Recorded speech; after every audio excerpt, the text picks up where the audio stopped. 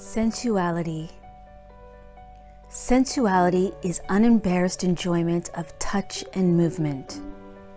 It would be nice to suppose that this comes easily to us, but the fact is that sensual ease, the delights of swaying one's hips to music, of caressing and being stroked, can be hard to find as a relationship develops.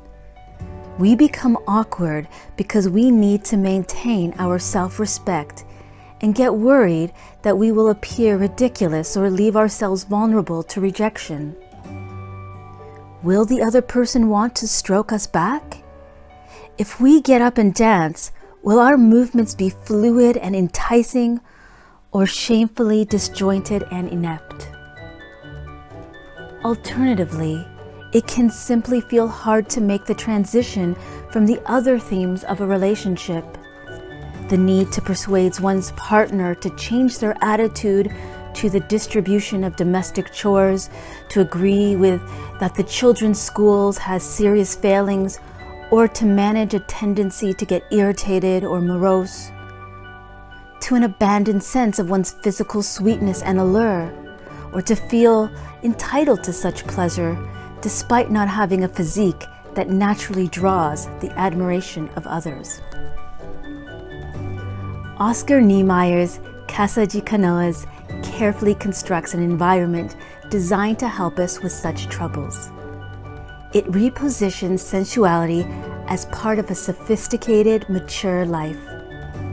Instead of suggesting that sensuality might be the special province of the young, the louche, or the pretty, he creates a place where you can be an accountant or work in the Ministry of Infrastructure, a reasonable, hard-working person, much concerned with technical and administrative problems, and relish in your body.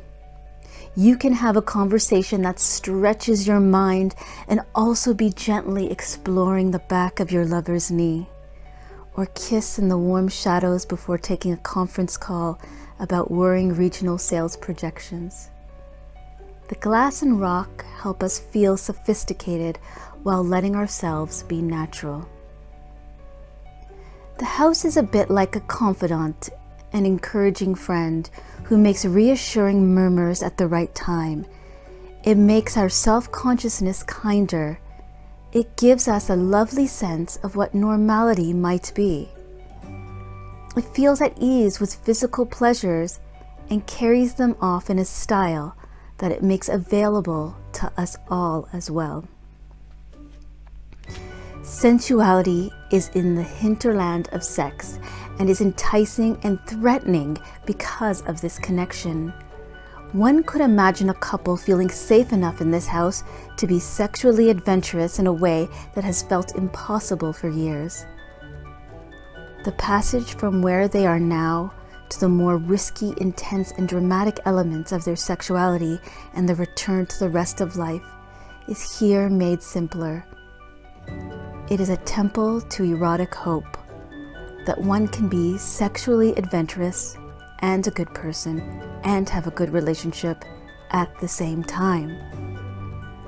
Niemeyer's house is kind because it does not pretend that we find this an easy equation. Our culture makes us ashamed of not being able to pull it off. The building takes seriously the fact that we find it difficult and does all it can to help us out.